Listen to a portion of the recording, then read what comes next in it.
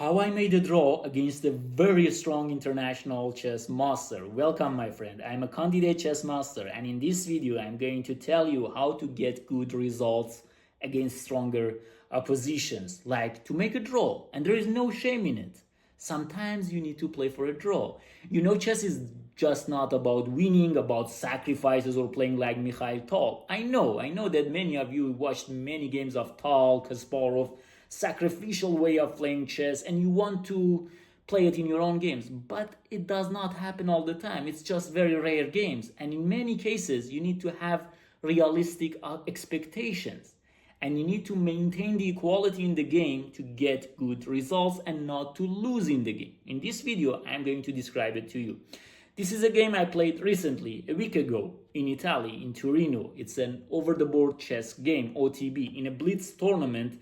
At round 4 in board 1, when both of us were 3 out of 3, I played against a very strong international master. He's an IM from 1985. He played a lot of great chess games. He won many tournaments like Italian chess championships, so big respect for him. And in this game I had a very important strategy that I'm going to describe it to you. But first we are going to watch the game, because I recorded the game when I was playing there. It's not a very long game, so first go and watch it, and after that come back and I will analyze the game in a very deep way in order to understand this strategy. Let's go and watch it.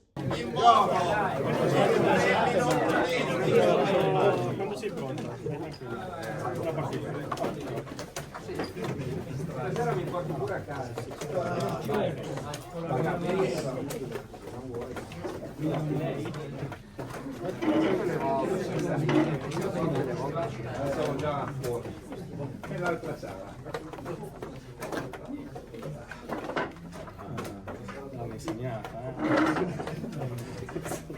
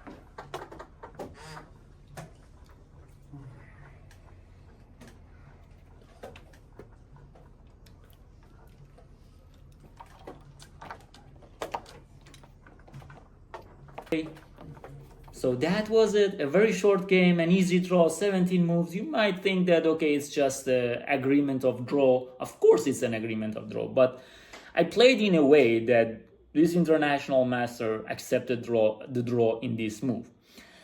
Why it happened? First of all, I played with 99% accuracy, so it's a good game. The game rating for both of us is 2500, so like grandmaster level almost.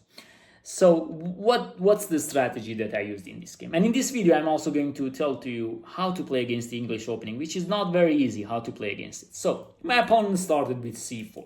First of all, many players or some students even in my classes coming and telling to me, okay, we need openings to win with the black pieces.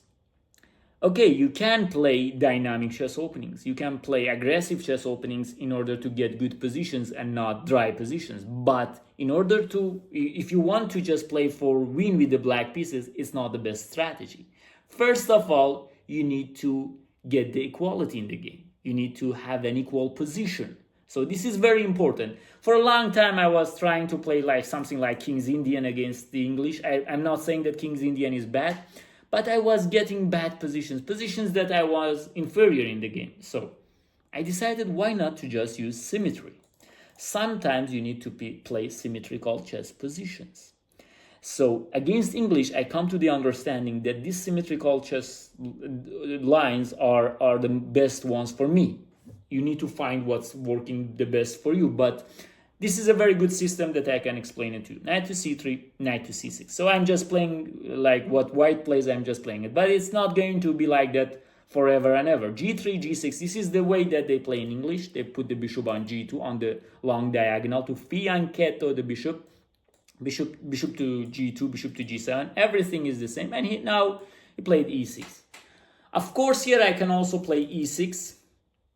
And there is some lines, I guess, knight d2, knight d7, d4 takes, and then black also plays d5. This is maintaining the symmetry. But here I played e5. So first of all, play for equal positions, play for getting the equal position with the black pieces. And secondly, even if you are playing with white, you need to play for getting good positions. That's first of all, but you don't have to risk everything. If you're trying to risk everything with the white pieces, you might lose the game. So be aware of it. And secondly, okay, this is theory. I still know this is book. So if I'm just going to explain it too much, it might be not necessary. But what I'm trying to tell you, in English, in most of the lines, white wants to play knight d2, d4. This is one of the ideas, to play d4 or sometimes to play f4. By e5, I'm trying to not allow him to play like that. So this is another strategy, to not allow your opponent to progress with their plans, to prevent their plan. We call it the prophylactic chess. So look at it, knight to e2, knight to e7. Now he cannot play d4. There is no d4 anymore because I control d4 too many times. So he plays d3, and now I play d6. He plays a3. You know, if I want to play an aggressive kind of game in this position, I might go for h5.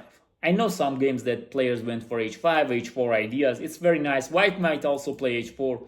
But in this game, the strategy for me was just to play for a draw. And there's no shame in it. I told you, there's no shame in it. Castle. Just feel it when you play against a very strong master and you make a draw, then you have a very good feeling. So there is no shame in it. Rook to b1. Now white wants to do what? This is another question. He wants to play b4. So I'm going to stop it. And as you was watching the game, I was playing these moves very quickly. I know it by theory, but you should know what's the theory, because in English they use different move orders. If you just memorize the theory, it doesn't work. You need to know what are you doing. So here I'm stopping his queenside attack. He plays castle, and this move is very important. This move, rook b8. I guess many of you won't play this move. First of all, it comes with experience. I played these positions before, similar positions, not the exact same positions. But what's white plan in this position? Let me describe it to you like this. White wants to play bishop to d2, knight to d5, and advances with the plan b4. And for a long time, I was trying some decisions like this, to play bishop e6 and then go for f5, f4. I guess many of you will also play like that. And in many positions, I got outplayed because white has a stronger attack with b4 at the end of the day coming, putting the bishop on d2, knight on d5. And this rook is open, this bishop is open. Sometimes this d5 is covered for white. He will put a knight on d5. And in many cases, my attack is not that strong on the king side. So this is, I told you, this comes with experience, so you need to try a lot. But this rook b8 is a very subtle move. Black wants to play b5 in some positions. When? Black knows that white's plan is to play knight d5. Let's see it. In the game he plays bishop d2. He progressed with his plan. It's still a book, like still we came back to theory. And I played bishop e6. Bishop f5, I thought about it during the game. And I thought queen c2 might be played. Okay, maybe even some positions e4. I know that it weakens d4, but I was not so confident about it. But bishop e6, I know what I was doing. First of all, if he allows me, I might go with d5. This is my plan, if he allows me. So now, for example, if he plays queen c2, I don't know. It's not maybe the best idea, but d5 still works. Like I told you that I'm not sure because there is queen takes c5 here, but at the end of the day, d3 is also hanging. So if he plays like this, I also take here, and probably he's lost here. He's lost because these two are unpretty. So there is no way that he can play like this. So black wants to play d5. But white stops it with knight to d5. And now this rook b8 works. And now I'll play b5. And believe me, if the rook is on a8, and if I don't play this, there are so many games that white goes like, for example, if I waste a move like h6, they can play something like here. No, here queen a5, still b5, but knight c3 exactly. And controlling these light squares, he can play the light square strategy, and after that it will be very hard for me to play. Like to progress in this position with black. So you need to be very careful. So this is the liberating move, pawn to b5, equalizes the game. It's like an equalizer. So he takes on e7 first. Now I want to take and then control this b line. So he takes on e7, knight takes e7, c takes b5, rook takes b5, and pawn to b4. So like in this position, if black's to move bishop to b3, pawn to a4, black is so much better in this position. So this is what black's plan, but he plays b4. He knows the danger in the position. And as you probably realized, I was mentioning some moves like this. So if I allow white to play knight c3 and rook goes back to go for b5, he will get an advantage. This is another example of preventing your opponent what they want to do. So you need to think like this. First of all, I want to reach for an equal position. Not always. You need to play good moves. This is the strategy. You need to play good moves. You don't have to play for draw all the game. You don't have to play for win all the game. You need to just play good moves. You need to see what the position wants from you. So you cannot go into sacrificial mode all the time. You need to see what the position wants from you. So I took here, he took back, and I took here. I don't know if there is something else. Queen d7, yes. Queen d7 might be played, but after bc5, I guess I should take it here. Okay, he says play like this, and also d3 is weak. Okay, if you want to play, this might be a position, but still white is okay. Still white is okay. And I guess at the end of the day, we need to go to simplifications. So this is also playable. And I was somehow, here knight c3 doesn't work because I have rook b4. So there is no, in the game, during the game, I was thinking that probably he has knight c3. That's why I took. And it's coming with my strategy. Here I played queen b6. Not just trading because the bishop comes to b4 and attacks here, but first queen b6, allowing him if he wants to trade, and after that this game is just going into, like if he plays queen b1, this game is just going into a drawing direction. So this was the game, as I mentioned to you. It's not just a very glorious victory or something like that. It's just playing chess with logical mind. And it was a good game. It was for me, it's a good result.